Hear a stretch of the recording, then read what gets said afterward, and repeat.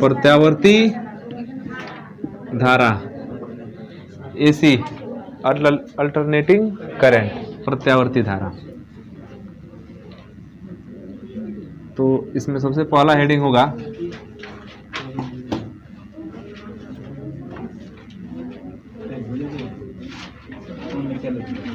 प्रत्यावर्ती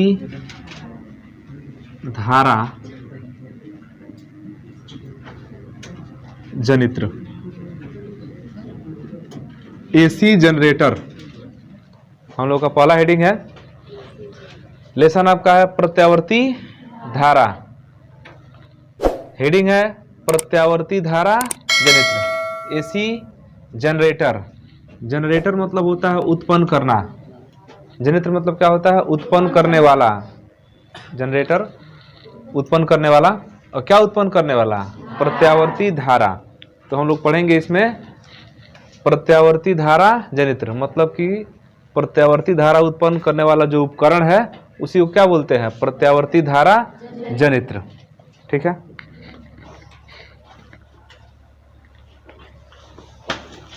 हेडिंग हो गया।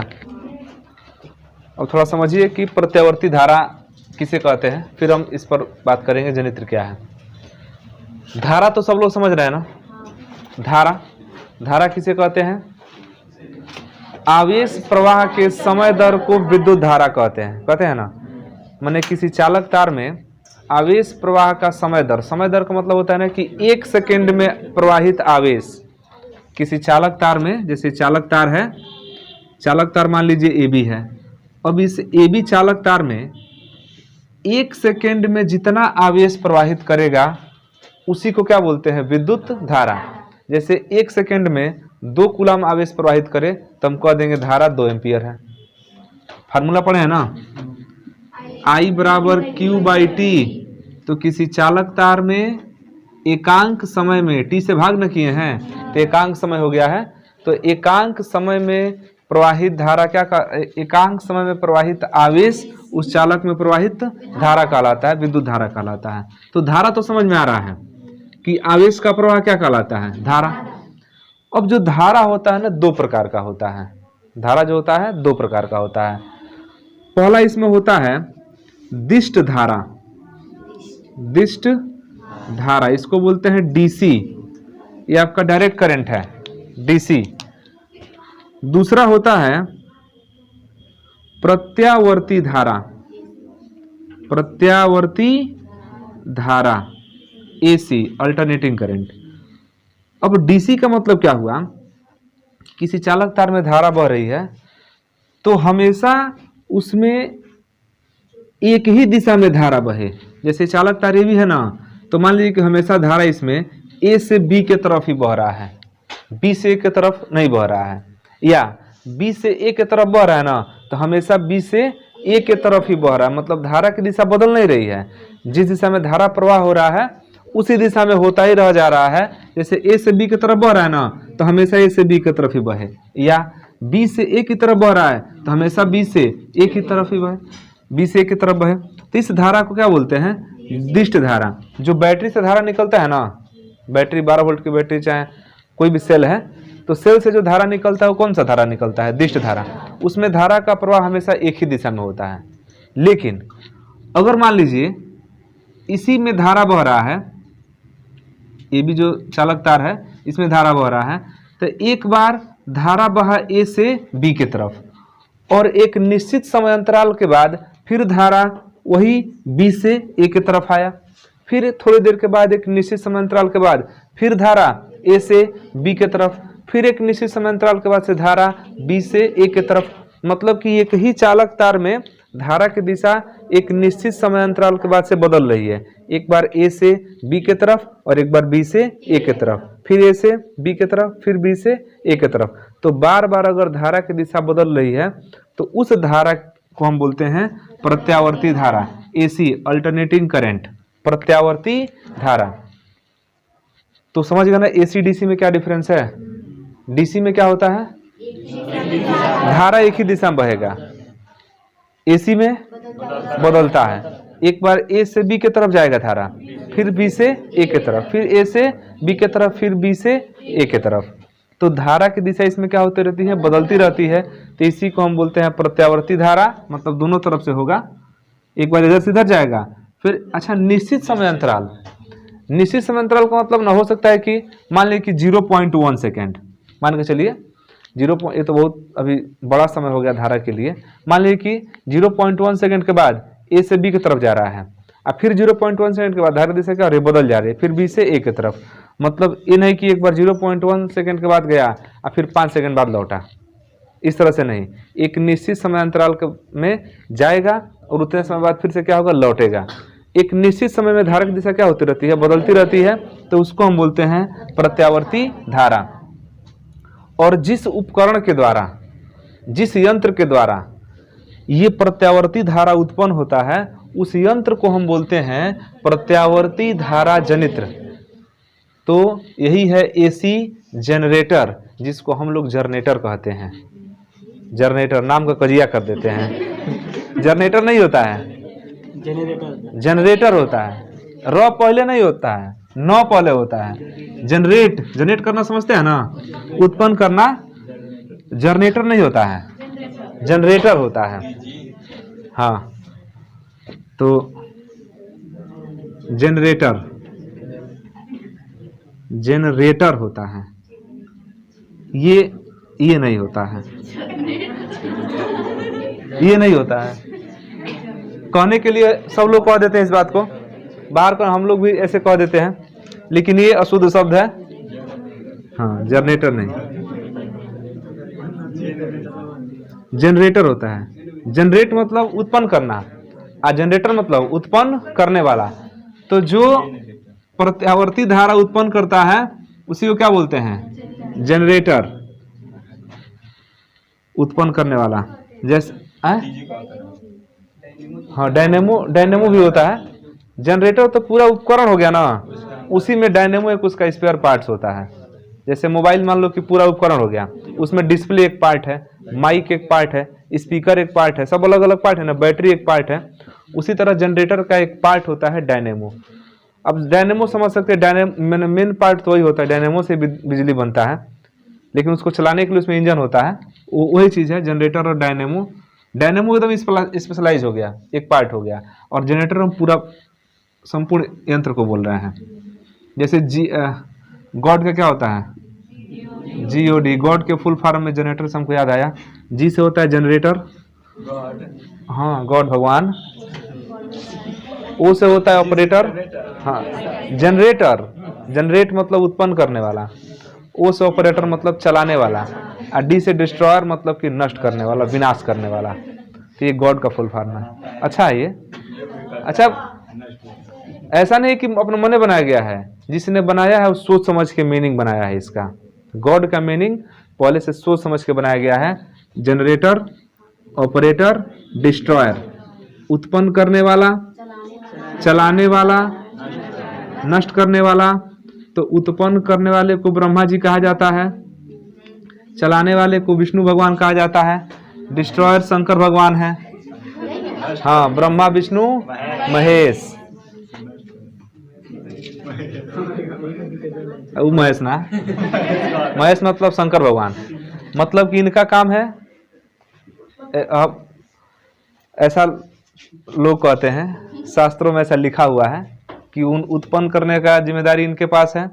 ये जनरेट करते हैं, एक होते हैं ऑपरेटर, वो चलाते हैं कैसे चलाना है, और एक होते हैं डिस्ट्रॉयर, क्योंकि जिसकी उत्पत्ति हुई है उसका अंत निश्चित है। तो शंकर भगवान डिस्ट्रॉयर है, इसीलिए शंकर जी का पूजा करना चाहिए, डिस्ट्रॉय नहीं करेंगे, समझे? भांग गलत बात है, भांग नहीं खाते हैं, उनको बदनाम किया गया, भांग खिलाते हैं, भांग नहीं खाते हैं।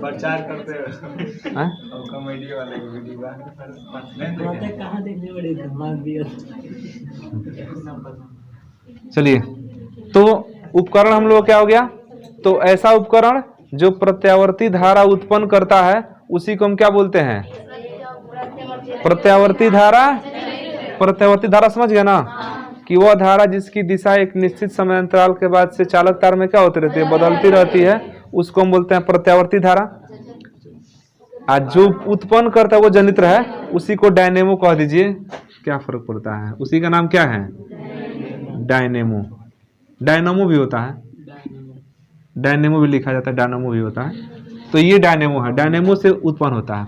अब ध्यान समझिए, इसमें जो विद्युत धारा है वह एक तरह का विद्युत ऊर्जा है। क्यों जी, विद्युत धारा क्या है, एक तरह का विद्युत ऊर्जा है।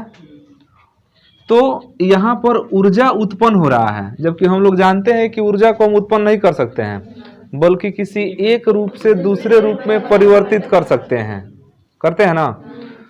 तो जो ये प्रत्यावर्ती धारा जनित्र होता है ना, इसमें कुछ इस प्रकार व्यवस्था होता है कि जब उसमें हम यांत्रिक ऊर्जा जब उसमें यांत्रिक ऊर्जा देते हैं, माने उसको घुमाया जाता है, चलाया जाता है, उसमें कुछ गति कराया जाता है। तो गति क्या है आपका, जैसे जनरेटर ही है तो उसको इंजन से चलाया जाता है ना, तो जनरेटर का जो पहिया होता है घूमता है, और जब तक घूमता है तभी तक विद्युत ऊर्जा बनता है, विद्युत धारा देता है। बंद कर देंगे तो घूमना बंद हो जाता है, धारा देना बंद हो जाता है। तो घूमता है वो यांत्रिक ऊर्जा है, और यांत्रिक ऊर्जा किस में कन्वर्ट होता है, विद्युत ऊर्जा में। तो ये विद्युत ऊर्जा को बनाने वाला कौन है, प्रत्यावर्ती धारा जनित्र, मतलब डायनेमो। डायनेमो ही क्या करता है, डायनेमो वो उपकरण है जो यांत्रिक ऊर्जा को किसमें कन्वर्ट करता है, विद्युत ऊर्जा में, समझे। तो विद्युत प्रत्यावर्ती धारा जनित्र क्या है, तो प्रत्यावर्ती धारा जनित्र वह उपकरण है जो यांत्रिक ऊर्जा को विद्युत ऊर्जा में परिवर्तित करता है, या ऐसे कह सकते हैं कि जो यांत्रिक ऊर्जा को प्रत्यावर्ती धारा में परिवर्तित करता है।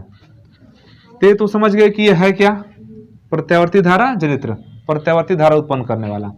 अब हम समझते हैं इसकी संरचना। इसकी संरचना क्या है, संरचना ध्यान से समझना। संरचना में क्या होता है कि इसमें ना एक क्षेत्र चुंबक होता है, क्षेत्र चुंबक, नॉर्थ और ये हो गया साउथ। मतलब कि दो अलग अलग चुंबक होते हैं, एक का नॉर्थ पोल और दूसरे का साउथ पोल, लिया के एक जगह रखा जाता है, बीच में कुछ गैप खाली जगह छोड़ दिया जाता है, ये बीच में का खाली जगह है। अब इसमें आप लोगों को पता है कि चुंबकीय बल रेखाएं नॉर्थ पोल से निकलती हैं, साउथ पोल में प्रवेश करती हैं। नॉर्थ पोल से निकलती हैं, साउथ पोल में क्या हो जाती हैं, प्रवेश कर जाती हैं चुंबकीय बल रेखाएं। तो संरचना में जो सबसे पहला इसका इंपॉर्टेंट पार्ट है वो है क्षेत्र चुंबक। क्या है, क्षेत्र चुंबक, इसी को बोलते हैं क्षेत्र चुंबक, जो नॉर्थ और साउथ। अच्छा, एक ही चुंबक नहीं होता है, दो चुंबक होते हैं। इसका नॉर्थ वाला इधर है अभी, इसका साउथ वाला इधर है, तो हम नॉर्थ और साउथ दोनों तरफ से एक एक ध्रुव को लेकर रख देते हैं। बीच में क्या होता है, खाली गैप हो जाता है, खाली जगह हो जाता है। अब इस बीच में क्या होता है कि एक कुंडली होती है, बीच में क्या होता है, एक कुंडली होता है। कुंडली समझिए, कुंडली, और ये कुंडली आयताकार होती है। कुंडली कैसा होता है, आयताकार। ये कुंडली आयताकार होता है।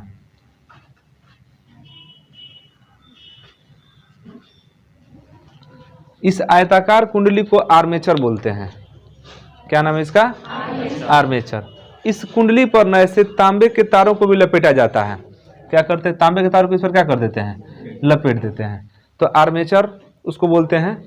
हम इसको नाम दे रहे हैं, आर्मेचर कहिए चाहे कुंडली कहिए, आर्मेचर या कुंडली। ये कहाँ स्थित होता है जी,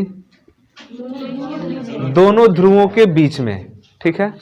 इसका नाम क्या है, आर्मेचर या कुंडली। अब ये जो आर्मेचर या कुंडली होता है ना, इस पर हम बता दें कि तार भी लपेटा गया रहता है। नहीं लपेटेंगे तभी धारा उत्पन्न करेगा, लेकिन चूंकि ज्यादा मात्रा में धारा उत्पन्न करना होता है ना, तो इस पर क्या कर देते हैं, तार लपेट देते हैं। वो तो अलग बात है कि हम जो प्रत्यावर्ती धारा जनित्र है वो छोटा बनाना चाहते हैं कि बड़ा बनाना चाहते हैं। छोटा भी तो होता है, बड़ा भी होता है, तो आवश्यकता अनुसार इन्हीं को बदला जाता है। क्षेत्र चुंबक बड़ा कर दिया जाता है, कुंडली को बड़ा कर देते हैं तो ज़्यादा धारा उत्पन्न करने लगता है। तो ये जो होते हैं ना, ये यहाँ पर एक रिंग से जुड़ा होता है। आर्मेचर का जो ये सिरा है ये किससे जुड़ा होता है? ध्यान देना कि यह वाला जो सिरा है ना, ये वाला,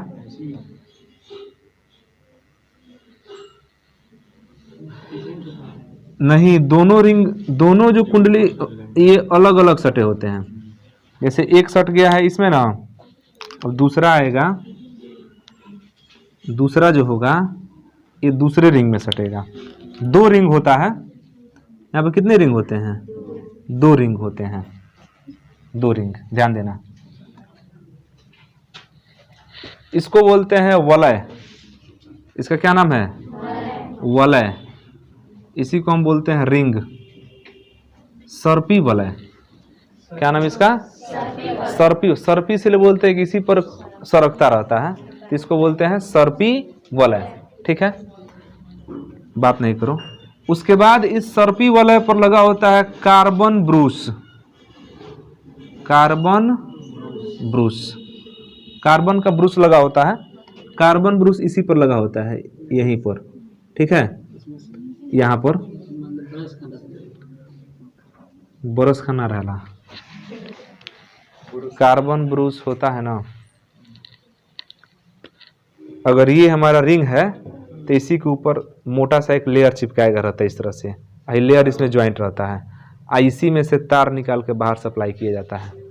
तार रिंग में थोड़ी जोड़ते हैं, रिंग में जुटा होता है कार्बन ब्रूस, और उसके बाद से इस कार्बन ब्रूस से तार निकला होता है बाहर की तरफ। तो यहाँ से निकला है तार। ठीक है, ऐसे तार निकल गया। एक यहाँ से तार निकला है, एक बीच में कोई उपकरण लगा देते हैं, एक बल्ब लगा देते हैं। बल्ब है, कुछ लिख थोड़ी रहे हैं, तो एक बल्ब बना देते हैं। अब इतना एडजस्ट कर लो थोड़ा सा। इधर एक्स है, इधर क्या है? वाई है। इधर एक्स है, इधर वाई है। इसको बोलते हैं का, ये रिंग है, ध्यान देना। ये वाला क्या है? कार्बन ब्रूस है। तो ये इसकी संरचना है। मुख्य रूप से इसमें 4 पार्ट होते हैं। ठीक है, क्या क्या होता है? क्षेत्र चुंबक, ये क्षेत्र चुंबक हो गया। अच्छा, क्षेत्र चुंबक क्यों लगाते हैं? ये चुंबकीय क्षेत्र उत्पन्न करता है। क्या उत्पन्न करता है? चुंबकीय क्षेत्र। आर्मेचर कुंडली होती है, ये आयताकार होता है, और आयताकार कुंडली इस क्षेत्र चुंबक के बीच में रहता है। आयताकार कुंडली क्षेत्र चुंबक के बीच में रहता है। ठीक है, और ये इसका ध्रुव है, ध्रुव नहीं, इसका अक्ष है।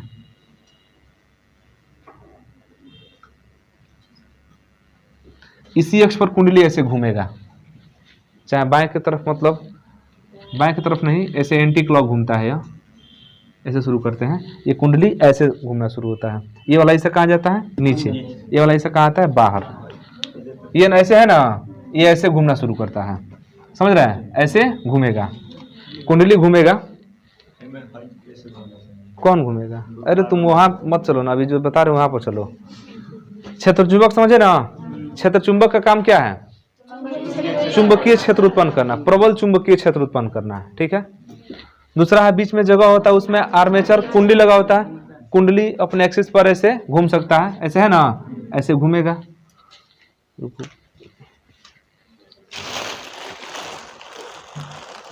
एक सादा था, देखिए ये हमारा कुंडली है, आयताकार है, ये कुंडली है।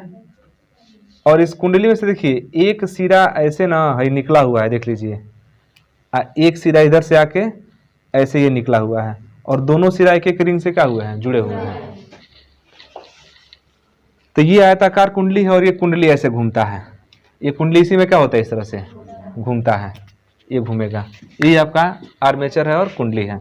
वलय रिंग होता है। ये कुंडली के जो दोनों सिरे होते हैं ना, इस तरह से आके तार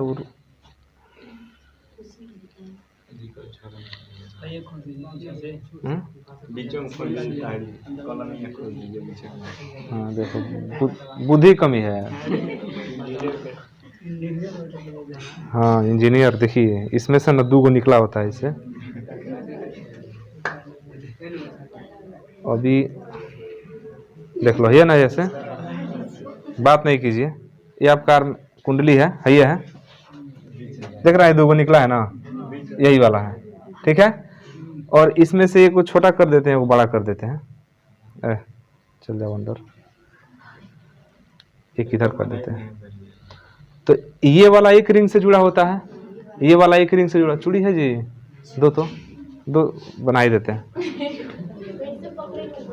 पकड़ लेंगे। ये वाला संरचना दिख रहा है ना, ये वाला एक रिंग से जुड़ा है, और ये वाला जो है एक रिंग से। और जो तार लपेटते हैं ना इस पर, मान लो कि तार इस पर खूब ज्यादा लपेट दिए, तो लपेट दिए इस पर, हाँ, तो तारवा का एक सिरा इससे जुड़ा होता है और उस तार का एक सिरा इससे जुड़ा होता है, समझ रहे हैं ना। जो तार इस पर लपेटते हैं, जैसे मान लो ये तार है, ऐसे लपेट दिए इस पर, ऐसे लपेटेंगे ना, तो लपेटेंगे, दो तार है ना यह, तो एक वो इससे जुड़ा होता है, इस वाले से, एक टूट जाएगा, तो उठाओ जी इसको ऊपर, छोड़ो। ये इस तरह से है, तार लपेट दिया गया, लपेटा जा रहा है ना, 2 तार बन रहा है ना, एक तार इससे जुड़ जाएगा, एक तार इससे जुड़ेगा, दोनों से जुड़ जाता है, तभी ना धारा बहेगा, कम से कम 2 पॉइंट होना चाहिए उसमें। तो अभी फिलहाल इसको समझिए, ये दोनों, ये वाला सिरा है, यह एक रिंग से जुड़ा होता है, यह एक रिंग से जुड़ा होता है। ये आपका क्या है, वलय है, रिंग है। इसी रिंग में क्या चिपका रहता है, कार्बन ब्रूस। आखिर विद्युत धारा उत्पन्न कर रहे हैं तो तार से कहीं भेजना पड़ेगा ना उसको, तो इसीलिए तार को कहाँ लेके जोड़ते हैं, कार्बन ब्रूस में। कार्बन ब्रूस किससे जुड़ा होता है, रिंग से। अब एक कार्बन ब्रूस यहाँ पर है, एक कार्बन ब्रूस यहाँ पर है, दोनों को ले आके हम धारा प्रवाहित करा दे रहे हैं। अब ये घूमता कैसे है, ये घूमता इस तरह से है, ये इस तरह से है ना, है इसी में जाके संपर्क किया रहता है इस तरह से, रुक जाओ, ये संपर्क किया ऐसे, समझ रहे हैं। और जब ये घूमेगा ना, तो इसी को स्पर्श करते हुए घूमता है, समझ रहे हैं, ये स्पर्श करके घूमता है, इसको छोड़ता नहीं है। और ये वाला एक अगले रिंग में लगा होता है, इस रिंग से थोड़ा अलग आगे होता है, और ये वाला घूमता है ना, तो इसको स्पर्श करके घूमता है। मतलब इस तरह का संरचना समझिए ना, ये घूम रहा है ना इस तरह से, ये ऐसे, एक इसको स्पर्श कर लिया और एक बाहर दूसरे रिंग में स्पर्श कर लिया, जब घूमेगा तो इस तरह से टच करते हुए घूमता है, समझ रहे हैं, ऐसे घूम रहा है। 2 होता है, तो एक इसको टच करके घूम रहा है, एक बाहर निकल गया, एक इसमें है, एक दूसरे रिंग में है। अब ये हमारा हाथ ऐसे घूमेगा, ऐसे घूम रहा है ना टच करके, उसी तरह दूसरा वाला भी इसी को टच करके घूमेगा, मतलब दूसरे रिंग को घूमेगा टच करके। तो इसको घुमाते हैं तो ये इसी में क्या होता रहता है, सरकता रहता है, और इसको इसी में घूमता रहता है। तो ये आपका क्या है, वलय हो गया, और कार्बन ब्रूस जिससे कि हम धारा बाहर भेजते हैं। तो ये इसकी हो गई संरचना। तो संरचना में मेन चीज क्या है, क्षेत्र चुंबक, जिसका उपयोग चुंबकीय क्षेत्र उत्पन्न करने के लिए करते हैं। उसके बाद से आर्मेचर है, कुंडली है, आयताकार तार की बनी, चालक तार की बनी कुंडली होती है, उसके 2 सिरे होते हैं, और वो दोनों सिरा कहाँ जुड़ा होता है, आगे जाके 2 रिंग से जुड़ा होता है। और किस तरह से घूमता है, स्पर्श करके, ऐसे स्पर्श करके ऐसे क्या होता रहता है, घूमता रहता है इसी में बार बार। और दूसरा वाला दूसरे रिंग को स्पर्श करता है, वो भी इसको टच करके ऐसे घूमता रहता है।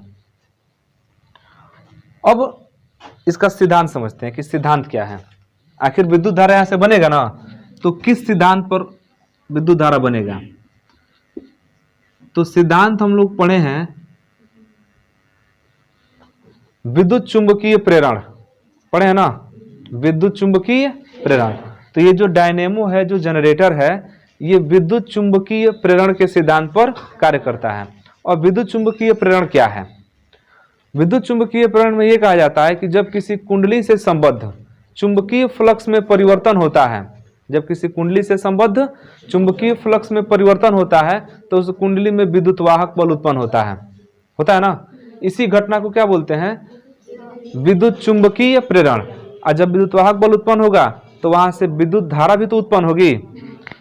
तो जब इसको हम घुमाएंगे, कुंडली को, जब इस कुंडली को घुमाएंगे तो हमको देखना है कि इसमें फ्लक्स में परिवर्तन हो रहा है कि नहीं। अगर हम हमारे घुमाने से इसके फ्लक्स में परिवर्तन होगा तो निश्चित रूप से इसमें धारा बहेगा। तो फ्लक्स में परिवर्तन को समझने के लिए इसको आप आयताकार कुंडली समझ लीजिए, और ये आपका चुंबकीय क्षेत्र है, इसमें हम इसको क्या कर रहे हैं, घुमा रहे हैं। तो ये आयताकार कुंडली है। अब कुछ देर के लिए मान के चलिए कि खाली है। किस तरह का, ये खाली है और इसी में से फ्लक्स क्या हो रहा है, गुजर रहा है। तो क्या जब हमारा कुंडली आयताकार कुंडली ऐसे रहेगा तो क्या इस सतह से कोई फ्लक्स गुजरेगा? फ्लक्स समझ रहे हैं ना? फ्लक्स क्या है, जो यहाँ पर चुंबक लगाए हैं तो चुंबक से चुंबकीय बल रेखाएं नॉर्थ पोल से साउथ पोल की तरफ जा रही है ना, तो चुंबकीय बल रेखाओं की संख्या को ही तो चुंबकीय फ्लक्स कहते हैं। चुंबकीय फ्लक्स में ही परिवर्तन दिखाना है कि चुंबकीय फ्लक्स में क्या हो रहा है, परिवर्तन हो रहा है। इसलिए चुंबक लगाना जरूरी है। चुंबक नहीं लगाएंगे तो फ्लक्स में परिवर्तन कहाँ से करेंगे, इसलिए चुंबक क्षेत्र क्या है, जरूरी है। अब हमारा कुंडली इस तरह से है। अब ये जो ब्लू वाला सिरा देख रहा है ना, ये कहाँ जा रहा है, अंदर की तरफ, और ये वाला सिरा कहाँ आ रहा है, ऊपर की तरफ, ऐसे घूम रहा है। तो अभी क्या इस सिरे से फ्लक्स गुजर रहे हैं जैसे? नहीं, फ्लक्स तो हमारा ऐसे जा रहा है ना, तो इस सिरे से कहाँ गुजर रहा है, ये ऐसे जाके निकल जा रहा है। हाँ, हो सकता है कि इस सिरे से जाके यहाँ से इस सिरे से पास करता हो, लेकिन इस सिरे से तो नहीं पास कर रहा है। अब हम जैसे जैसे इसको घुमाएंगे तब तो फ्लक्स इसमें से गुजरना शुरू हो जाएगा। आज सबसे ज्यादा जानते हैं कब गुजरेगा, जब एकदम सीधा हो जाएगा तो ज्यादा फ्लक्स गुजरेगा ना। इसका मतलब कि अभी कोई फ्लक्स नहीं गुजर रहा है, तो कोई फ्लक्स नहीं गुजर रहा है। जैसे जैसे ये कुंडली इस तरह से घूम रहा है तो फ्लक्स इसमें से पार कर रहे हैं ना, तो इससे गुजरने वाले, इससे जुड़े चुंबकीय फ्लक्स में परिवर्तन हो रहा है कि नहीं हो रहा है? पहले तो शून्य था, एक भी फ्लक्स नहीं गुजर रहा था, अब ये घूम रहा है, धीरे धीरे फ्लक्स पार कर रहे हैं ना। सबसे ज्यादा फ्लक्स इस स्थिति में पार करेंगे, मतलब कि शून्य से अधिकतम हो गया। शून्य से क्या हो गया, अभी आधा चक्कर का आधा चक्कर है। हाँ, ये देखिए ये वाला हिस्सा हयर है ना, ये पूरा घूम जाएगा ऐसे तो आधा चक्कर हुआ, और फिर ये घूम कैसे आएगा तब ना एक चक्कर हुआ। समझ पा रहे कि नहीं? ये अभी हम 1/4 घूमे हैं, 90 डिग्री केवल घूमे हैं। ऐसे घूमेंगे तो 180, 270, फिर 360, तभी हम कितना घूमे हैं, 90 डिग्री। तो 90 डिग्री घूमने पर हमारा जो फ्लक्स है वो शून्य से अधिकतम हुआ, और फिर जब आगे चलेंगे तो फिर न्यूनतम होगा, और न्यूनतम होते होते जैसे ऐसे हुआ शून्य हो जाएगा। मतलब कि इसके आधे चक्कर में एक बार चुंबकीय फ्लक्स का मान न्यूनतम से अधिकतम हुआ और एक बार अधिकतम से न्यूनतम हुआ, 2 बार परिवर्तन हो गया। और हम यही चाहते थे कि परिवर्तन हो। तो जब इस कुंडली से संबद्ध चुंबकीय फ्लक्स में परिवर्तन होगा तो क्या इसमें धारा नहीं बहेगा? तो इसमें उत्पन्न होगा विद्युत वाहक बल, और विद्युत वाहक बल क्या करेगा, विद्युत धारा उत्पन्न करेगा। अच्छा देखिए, अभी ऐसे ना आधा चक्कर किए हैं तो एक बार शून्य से अधिकतम, अधिकतम से शून्य, फिर से चलेंगे, फिर ऐसे घुमाएंगे तो फ्लक्स से फिर इसमें पार करेगा ना फ्लक्स, तो फिर एक बार शून्य से फिर अधिकतम, और फिर अधिकतम से फिर शून्य। इसका मतलब कि एक चक्कर में को बार अधिकतम हुआ है, 2 बार। शून्य से अधिकतम, अधिकतम से शून्य, शून्य से अधिकतम, अधिकतम से शून्य, इस तरह से कंडीशन हो रहा है। तो चुंबकीय फ्लक्स में परिवर्तन हो रहा है। तो चुंबकीय फ्लक्स में परिवर्तन होगा तो विद्युत चुंबकीय प्रेरण, मतलब कि फैराडे का जो नियम है, पहला नियम, वही तो कहता है कि जब किसी कुंडली से संबद्ध चुंबकीय फ्लक्स में परिवर्तन होता है तो उस कुंडली में एक विद्युत वाहक बल प्रेरित होता है, जिसके कारण उस कुंडली में धारा बहने लगता है। तो इसमें धारा बहेगा, इसमें तो कोई समस्या नहीं है। अब जितना तेजी से घुमाएंगे उतना जल्दी जल्दी परिवर्तन होगा, उतना ही जल्दी शून्य से अधिकतम, अधिकतम से शून्य, शून्य से अधिकतम, खूब जल्दी जल्दी होगा ना। अच्छा, धीरे धीरे घुमाएंगे तो शून्य से अधिकतम ही होगा लेकिन धीरे धीरे होगा। आप तेजी से घुमाएंगे तो शून्य से अधिकतम होगा लेकिन तेजी से होगा। तो जो परिवर्तन है वो तेजी से ना होगा, और जब परिवर्तन तेजी से होता है, ज्यादा परिवर्तन होता है, तो विद्युत वाहक बल भी ज्यादा उत्पन्न होगा। इसीलिए जनरेटर का चाल बढ़ा देते हैं तो इंजन क्या होता है, खूब तेज तेज घुमाने लगता है ना।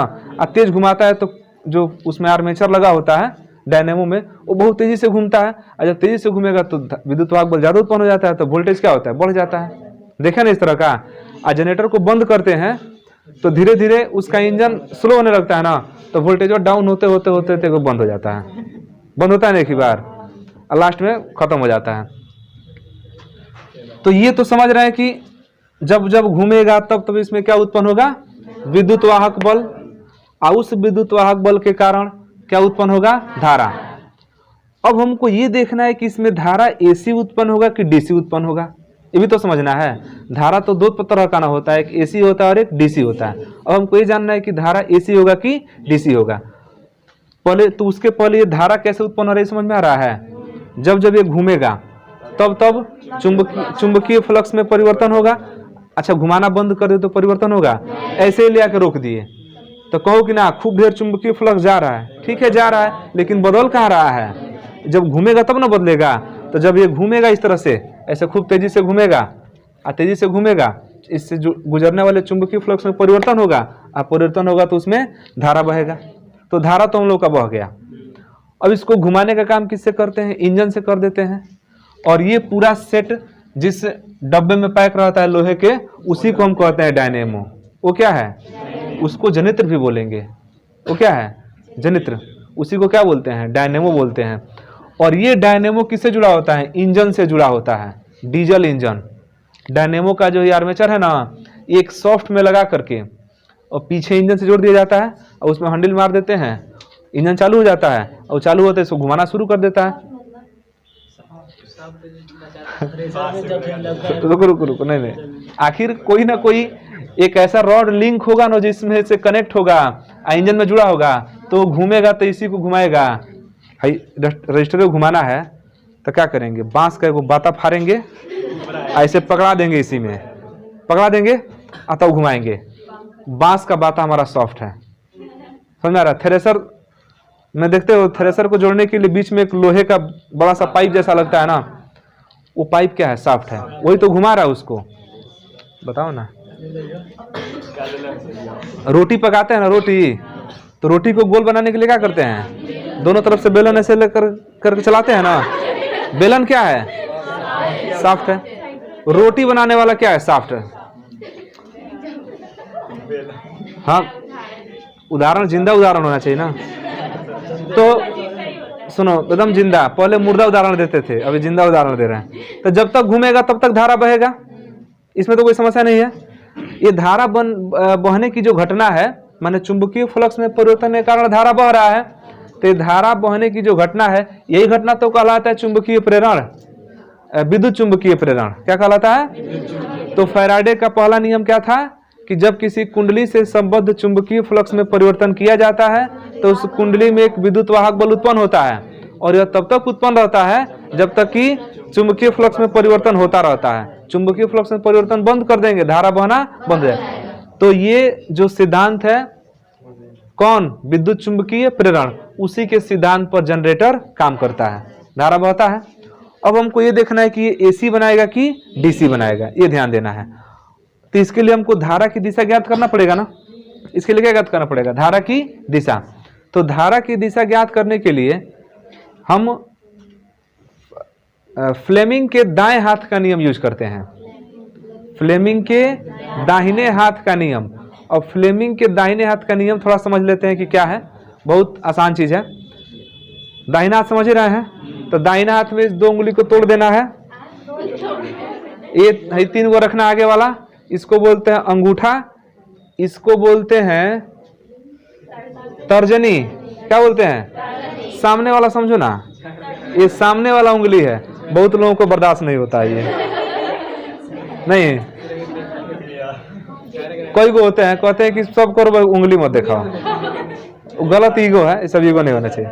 इसको सामने की उंगली समझ लीजिए, और इसको मध्यमा बोलते हैं। ये मध्य में है ना, 2 इधर है और 2 इधर है, मध्य में तो मध्यमा हो गया। अंगूठा, सामने की उंगली और मध्यमा। तो इन तीनों अंगुलियों को इस प्रकार फैलाना है कि ये तीनों परस्पर लंबवत हों।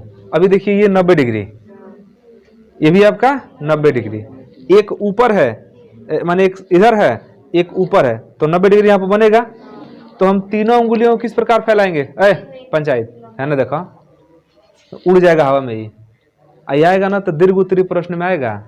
1 नंबर वाला टॉपिक नहीं है, थोड़ा ध्यान से देख लो।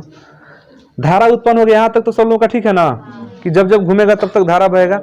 हमको ये देखना है कि AC है कि DC है, इसके लिए मेहनत हो रहा है। और तुम सोच रहे हो कि छपवाएंगे, तो ये सब छपवाएंगे नहीं हम, इतना इसको छोटा में हम लोग पढ़ना है। देखिए फ्लेमिंग के दाहिने हाथ पर, तो फ्लेमिंग के दाहिने हाथ में क्या करते हैं कि 3 अंगुलियों को इस तरह से फैलाते हैं कि तीनों अंगुली एक दूसरे के क्या हो, लंबवत हो। इसको सामने की अंगुली समझिए, मध्यमा अंगूठा। तो हम लिख देते हैं, तुम लोग को भूले नहीं, अंगूठा, अंगूठा दे दो। हाँ, एकलव्य दिया था। अंगूठा, अंगूठा बताता है चालक, चालक की गति की दिशा, चालक की गति की दिशा। अंगूठा किसको दिखाएगा? चालक की गति की दिशा। और सामने मतलब तर्जनी बोलते हैं ना जी, तर्जनी मतलब सामने की अंगुली, सामने की अंगुली। ये बताता है चुंबकीय क्षेत्र, चुंबकीय क्षेत्र, चुंबकीय क्षेत्र। और मध्यमा, मध्या मतलब बीच की अंगुली, ये क्या बताएगा? धारा की दिशा। तो इतना से याद रहेगा ना। अब समझिए इसमें धारा की दिशा क्या है।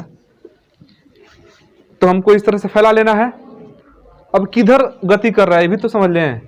ये सिरा ऐसे ऐसे गति कर रहा है, मान लीजिए। वैसे शुरू होता है एंटी क्लॉकवाइज, जेंटर में जो गति कराया जाता है ना, तो देखते हैं ना, जो हैंडल मारते हैं, हैंडल मारते दाहिने तरफ, घूमता है बाएं तरफ, तो एंटी क्लॉकवाइज घुमाया जाता है। तो ये हमारा एंटी क्लॉकवाइज ऐसे घूमेगा।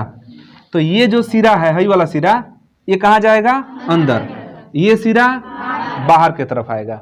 इसका थोड़ा सा नामकरण कर देते हैं, ए बी सी डी, ठीक है। तो ए बी कहाँ जा रहा है? अच्छा, ऐसे क्रॉस लगा देंगे तो समझ जाएंगे, अंदर की तरफ। आइए डॉट बाहर की तरफ, तुम समझदार हो। तो चल गया अंदर की तरफ। ये सिरा हमारा अंदर की तरफ जा रहा है, ये सिरा बाहर की तरफ। तो हमको ये देखना है ना कि जब ये गति कर रहा है तो इसमें धारा की दिशा किधर है। तो धारा की दिशा को देखने के लिए हम फ्लेमिंग के दाहिने हाथ का नियम लगाते हैं। और फ्लेमिंग के दाहिने हाथ के नियम में इन तीनों अंगुलियों को इस तरह से फैला दिया जाता है। अब ये किसको बता रहा है? चालक की गति की दिशा। ये तो ये बताएगा धारा की दिशा, ठीक है। अब हमको अंगूठा को उस दिशा में रखना है ना जिधर चालक आपका गति कर रहा है। तो हम ए बी पर न निकालने जा रहे हैं, ए बी पर निकाल रहे हैं। तो ए बी किधर गति कर रहा है? ए बी अंदर की तरफ गति कर रहा है। तो हमारा अंगूठा कहाँ होना चाहिए? अंगूठा होना चाहिए अंदर की तरफ। और ये चुंबकीय क्षेत्र की दिशा में होना चाहिए। तो देखिए चुंबकीय क्षेत्र की दिशा में है ना ऐसे। तो ये किसको बता रहा है? इसका मतलब कि इस ए बी में धारा नीचे की तरफ आएगा। ए बी में धारा कहाँ आएगा? तो अब हमको नहीं लगता है कि अब बताना पड़ेगा तुम लोग को कि डीसी में धारा किधर जाएगा? ऊपर की तरफ। लेकिन एक बार कंफर्म जरूर कर लिया जाए। नहीं जी, ये सिरा कहाँ जा रहा है? बाहर की तरफ। तो हम दाहिने हाथ का जो ये तीनों उंगलियां हैं, इसमें अंगूठा किधर रखेंगे? बाहर की तरफ, बाहर की तरफ। ये सामने वाला चुंबकीय, ठीक है। ये तो धारा कहाँ जा रहा है? ऊपर की तरफ। तो इसमें धारा जा रहा है ऊपर की तरफ। अरे जब इसे नीचे की तरफ जा रहा है तो इधर ऊपर ना जाएगा। तो ये धारा हमारा जा रहा है नीचे की तरफ, ठीक है। यहाँ धारा कहाँ जा रहा है? यहाँ बताओ, इधर। गजब हाल है। धारा ऐसे आ रहा है, ऐसे ऐसे आ रहा है ना। अब ये धारा ऐसे आएगा, यहाँ से ऐसे होगा, निकलेगा, ऐसे जाएगा, ऐसे जाएगा, ऐसे घूमेगा। समझ रहे हैं ना? यह मतलब धारा की दिशा क्या है? हम कह सकते हैं, यहां पर लिख देते हैं, फर्स्ट कंडीशन में आधा चक्कर। फर्स्ट कंडीशन में ये वाला यहां आ गया, मतलब ऐसे था ना, घूम गया। तो धारा की दिशा एक्स से वाई की तरफ, यहां समझ रहे हैं ना। एक्स से कहां जा रहा है धारा? वाई की तरफ। मतलब धारा आपका एक्स से कहां जा रहा है? वाई की तरफ। इसमें देखेंगे तो बी से ए की तरफ, यहाँ देखेंगे तो डी से सी की तरफ। तो आधा चक्कर में तो धारा आपका इस तरह से बहेगा, ये हुआ इस तरह से, और ये घूम गया ऐसे, आधा चक्कर घूम गया, और फिर आधा चक्कर घुमाना है ना, तो ये आधा चक्कर फिर घूम के ऐसे आएगा। अब देखिए जब आधा चक्कर ये घूम गया है तो जो ये डीसी है ना, डीसी ये चल आया है यहाँ पर AB के जगह पर, AB अंदर से घूम के चल आया है DC के जगह पर, हो रहा है ना इस तरह से। तो क्या रिंग में है अंदर से घूमते हुए इधर नहीं आ जाएगा? नहीं समझ रहा, ये है रिंग यहाँ पर सटा हुआ है, हमारा हाथ इस तरह से है, तो जब घूमेगा हाथ हमारा तो घूम के इधर ना जाएगा, तो जो हमारा ये वाला हिस्सा इधर टच किया है ये ऐसे घूमा तो इधर ना टच कर देगा, इस वाले इधर वाला जो हिस्सा है जो रिंग में इधर टच किया है वो तो इधर आ जाएगा, नहीं घूमेगा ऐसे, आधा चक्कर घूमेगा तो जो इधर है अब वो इधर हो गया, जो इधर था इधर हो गया, तो ये वाला सीधा पूरा क्या हो जाएगा? घूम जाएगा। मतलब कि थोड़ा सा यहाँ पर बना देते हैं इसको समझने के लिए, है तो x से y की तरफ समझ रहे हैं, इसको मिटाते हैं। यहाँ आप समझ लीजिए फर्स्ट कंडीशन में धारा x से कहाँ जा रहा है? y की तरफ। सेकंड कंडीशन में देखिए ये आपका इधर से हो गया, इसी को थोड़ा छोटा बना रहे हैं, नॉर्थ और ये साउथ। अब ऐसे हो गया है ना, तो ध्यान देना कि जो छोटा वाला है ना वो चल गया उधर, छोटा वाला, अब बड़ा वाला आ गया इधर, नहीं आया, ऐसे घूम गया तो छोटा वाला उधर चल गया। अब इधर जानते हैं कौन है? इधर आया है DC, इधर है AB, ठीक है। अभी AB में धारा कहाँ आ रहा था? नीचे की तरफ, रिंग तो जहाँ है वही है, रिंग में तो कोई बदलाव नहीं हुआ है, रिंग जहाँ है वही है, तो जो रिंग था वो वहीं का वहीं है, बस इस रिंग में ये इधर जुड़ा था, घूम गया तो रिंग में चल गया इधर, समझा रहा है। और ये जो है ये अगला रिंग में देखिए दाहिने तरफ था, अब इधर कहाँ आ गया? बाएं तरफ। तो अभी भी आपका तो कार्बन ब्रूस यहीं पर लगा हुआ है, कार्बन ब्रूस थोड़ी उल्टेगा, रिंग में तो सरकते हुए गति कर रहा है, तो कार्बन ब्रूस जहाँ है वहीं पर है, तार जहाँ पर है वहीं पर है, और इसमें धारा ऐसे जुड़ा गया था, और इधर हम x लिए हैं, अब बीच में एक बल्ब लगा करके इधर क्या कर दिए हैं? y, यही थोड़ा छोटा हो गया यहाँ पर। अब थोड़ा धारा की दिशा देखिए, अब धारा की दिशा क्या है? ये ऐसे था, अभी घूम गया है ऐसे, तो DC इधर आ गया ना। अच्छा DC वास्तव में जा किधर रहा है? ये तो जा रहा अंदर की तरफ ही, ऐसे आया घूम गया, तो यही हिस्सा फिर अंदर न जाएगा, अंदर जाएगा, फिर ये हिस्सा कहाँ आएगा? बाहर की तरफ। तो फिर हमारा DC वाला हिस्सा अंदर ही जा रहा है, अंदर जा रहा है ना। फिर वहाँ धारा की दिशा देखते हैं, तो जब अंदर जा रहा है, इसको थोड़ा सा बना देते हैं, अंदर की तरफ जा रहा है, ये कहाँ आ रहा है? बाहर की तरफ। तो अंदर की तरफ जा रहा है, तो फिर हम दाहिने हाथ के फ्लेमिंग के दाहिने हाथ का नियम लगाएंगे, ये बताएगा दिशा को, ये बताएगा चुंबकीय क्षेत्र को, तो ये बता देगा धारा की दिशा। तो ये अंदर की तरफ कर दें ऐसे, चुंबकीय क्षेत्र नॉर्थ से साउथ की तरफ, ठीक है। धारा कहाँ जा रहा है? नीचे। धारा कहाँ जा रहा है? नीचे। जब ये कंफर्म हो गया तो यहाँ भी आप कंफर्म होकर जाइए कि धारा कहाँ जाएगा। बहुत लोगों को तो लग रहा है कि धारा ऐसा बदलवे नहीं किया, देखो ना, कहें कि यहाँ भी निचवे आ रहा है, यहाँ भी निचवे आ रहा है, लेकिन देखो ये AB है, AB में धारा B से A की तरफ आ रहा है, देख रहा है ना, B से A की तरफ। अभी जा रहा है A से B की तरफ, जो धारा B से A की तरफ आ रहा था वो A से B की तरफ हो गया। जो धारा D से C की तरफ जा रहा था वो धारा C से D की तरफ आ गया। जो धारा C से B की तरफ आ रहा था वो C से B की तरफ आ रहा था ना, अब ये B से C की तरफ, तब पूरा दिशा तो उलट गया, धारा दिशा बदल गई ना। अब देखिए ये इस वाले में नीचे की तरफ आ रहा है ना, मतलब इस वाले कुंडली में धारा नीचे की तरफ है, मतलब ये ऐसे आ रहा है। अरे भाई धारा ऐसे ना आ रहा है, ये वाला नीचे रिंग से न जुड़ा है, तो जब ऐसे धारा आ रहा है तो ऐसे न जाएगा।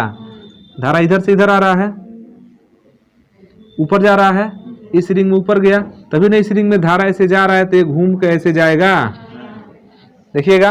अब धारा की दिशा तो y से x की तरफ हो गया, तो सेकंड वाले कंडीशन में धारा की दिशा y से कहाँ हो गया?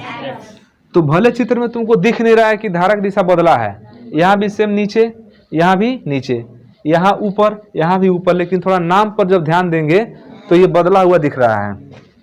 समझ रहे हैं ना? तो धारा दिशा बदल गई, मतलब ये हुआ कि आधे चक्कर में धारा x से y की तरफ गया और अगले आधे चक्कर में धारा y से x की तरफ गया। ये x है, ये y है। आधे चक्कर में धारा x से y की तरफ, अगले आधे चक्कर में धारा y से x की तरफ, फिर अगले आधे चक्कर में x से y, फिर अगले आधे चक्कर में y से x। तो लगातार दिशा तो बदल रहा है। इसका मतलब DC उत्पन्न कर रहा है, AC उत्पन्न कर रहा है। इसका मतलब क्या उत्पन्न कर रहा है? AC। इसलिए इसको बोलेंगे प्रत्यावर्ती धारा। AC को हिंदी में क्या बोलते हैं? प्रत्यावर्ती धारा। और चूंकि यह ऐसा उपकरण है जो प्रत्यावर्ती धारा को उत्पन्न कर रहा है, तो उत्पन्न करने वाला को क्या बोलते हैं? जनित्र। AC को डायनेमो भी बोलते हैं। इस तरह से काम करता है आपका AC। इस तरह काम करता है AC जनरेटर। बढ़िया समझ में आया है? अब लिखने के लिए बाकी है, वो फॉर्मेलिटी है लिखना।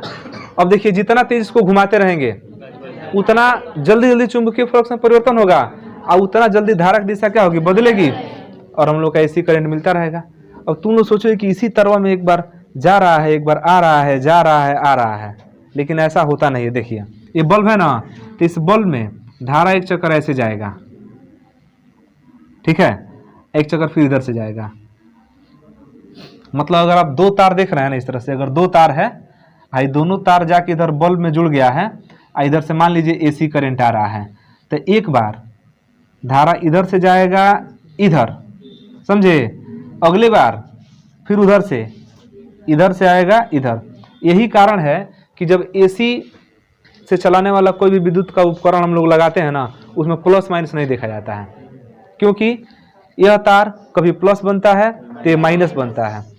जब ये प्लस बनेगा तो ये माइनस बन जाएगा। हमेशा क्या होता रहता है? एक निश्चित अंतराल के बाद से बदलता रहता है, जबकि DC में ऐसा नहीं होता है। जो प्लस है हमेशा प्लस रहता है और जो माइनस है हमेशा माइनस रहता है। इसीलिए AC वाले में आप किधर भी जोड़ेंगे ना तो कोई समस्या नहीं होता। बल्ब में जो हम लोग ये मान लीजिए ट्यूबलाइट जल रहा है, तो ट्यूबलाइट में प्लस माइनस थोड़ी जोड़ा गया है, नहीं, किधर भी जोड़ो तो जलेगा। लेकिन DC होता तो प्लस का प्लस में, माइनस का माइनस में। तो वो इसलिए होता है ना क्योंकि उसमें धारा की दिशा बदलती नहीं है। इसमें हर क्षण क्या हो रहा है? बदल रहा है। अब इसका जब ग्राफ खींचते हैं हम लोग, इसका ग्राफ खींचते हैं, तो ग्राफ में इसका धारा ऐसे होता है, ऐसे, फिर ऐसे, फिर ऐसे, फिर ऐसे। ये जानते हैं क्या है? पहले शून्य है, पहले क्या है? शून्य है, शून्य से अधिकतम, तो शून्य से अधिकतम, अधिकतम से शून्य, अधिकतम से शून्य हो चुका शून्य, फिर से अधिकतम, लेकिन उल्टा दिशा में, क्योंकि हम 180 डिग्री पार कर चुके हैं, तो उल्टा दिशा में फिर अधिकतम, फिर अधिकतम हो गया, फिर क्या हो गया? शून्य, फिर हो गया शून्य, फिर अगले चक्कर में अधिकतम। तो एक बार धारा जो है मतलब माध्य स्थिति से एक बार ऊपर और एक बार नीचे, फिर माध्य स्थिति से ऊपर और नीचे। ये आपका AC मतलब जो धारा है, AC करंट है, AC का एक ग्राफ है। समझ में आया? लिखा जाए इसको एक बार फिर से समझ लीजिए जल्दी जल्दी। प्रत्यावर्ती धारा किसे कहते हैं? जिस धारा की दिशा एक निश्चित समय अंतराल के बाद बदलती रहती है उसको क्या बोलते हैं? प्रत्यावर्ती धारा। और प्रत्यावर्ती धारा जिस उपकरण के द्वारा उत्पन्न किया जाता है ना, उस उपकरण का नाम है प्रत्यावर्ती धारा जनित्र। उसी को बोलते हैं डायनेमो। डायनेमो किस सिद्धांत पर काम करता है? विद्युत चुंबकीय प्रेरण। विद्युत चुंबकीय प्रेरण किसका सिद्धांत है? यह फैराडे का। फैराडे ने क्या बताया था कि जब किसी कुंडली से संबद्ध चुंबकीय फ्लक्स में परिवर्तन करते हैं तो उस कुंडली में एक विद्युत वाहक बल उत्पन्न होता है। इस घटना को बोलते हैं विद्युत चुंबकीय प्रेरण। इसी सिद्धांत पर काम करता है। संरचना इसका देख लीजिए, इसमें होता है क्षेत्र चुंबक। क्षेत्र चुंबक क्या उत्पन्न करता है? चुंबकीय क्षेत्र। और चुंबकीय क्षेत्र होगा तभी तो चुंबकीय फ्लक्स होगा, तभी ना उसमें बदलाव करेंगे, इसलिए चुंबक जरूरी है। और चुंबक हटा दे तो धारा बनाएगा? नहीं बनाएगा। तो क्षेत्र चुंबक आवश्यक है। आर्मेचर, आर्मेचर वो कुंडली होती है जिसको हम चुंबकीय क्षेत्र में क्या करते हैं, घुमाते हैं। इसी के घुमाने से फ्लक्स में क्या होता है, परिवर्तन होता है। वलय, ये जो कुंडली के दोनों सिरे रिंग में जुड़े होते हैं। आखिर धारा को निकालने कोई जगह चाहिए ना, तो ये दोनों सिरे दो रिंग में जुड़े होते हैं, दोनों रिंग अलग अलग होता है, ठीक है। इस रिंग पर इस कुंडली के दोनों सिरे टच रहते हैं और उसी को संपर्क करके इस तरह से क्या होते रहते हैं, घूमते रहते हैं। उसके बाद होता है कार्बन ब्रूस। तो रिंग पर हाँ, एक कार्बन और ग्रेफाइट दोनों का मिश्रण होता है। कार्बन और ग्रेफाइट दोनों का मिश्रण यहाँ पर एक ऊपर लेयर होता है और इसी में से क्या करते हैं, विद्युत धारा को बाहर भेजा जाता है। तो इसका हो गया संरचना, सिद्धांत हो ही गया। अब कार्यविधि में क्या कहेंगे, कार्यविधि में ये कहा जाता है कि जब हम किसी इंजन के सहायता से या किसी भी उपकरण की सहायता से इसको एंटी क्लॉकवाइज दिशा में घुमाते हैं, तो एंटी क्लॉकवाइज दिशा में घुमाने से क्या होता है, इससे संबद्ध चुंबकीय फ्लक्स में परिवर्तन होता है। आखिर घुमाएंगे तभी तो बदलेगा, इस तरह से है। और बार बार इसको क्या कर रहे हैं, घुमा रहे हैं। तो घुमा रहे हैं तो इससे गुजरने वाले चुंबकीय फ्लक्स में परिवर्तन होगा। शून्य अधिकतम, शून्य अधिकतम, शून्य, बार बार अधिकतम शून्य हो रहा है, तो बदल रहा है। तो चुंबकीय फ्लक्स में परिवर्तन होने के कारण इस कुंडली में एक विद्युत वाहक बल प्रेरित होता है और उस विद्युत वाहक बल के कारण इसमें विद्युत धारा उत्पन्न होता है। हम फ्लेमिंग के अगर दाहिने हाथ के नियम से निकालते हैं तो हमको ये पता चलता है कि आधे चक्कर में इसमें धारा क्लॉकवाइज होता है, एंटी क्लॉकवाइज होता है। मतलब देखिए, ए से डी से सी, सी से बी, बी से ए आधे चक्कर में, और अगले आधे चक्कर में ए से बी से सी से डी। धारा दिशा क्या होती है, पलट जाती है।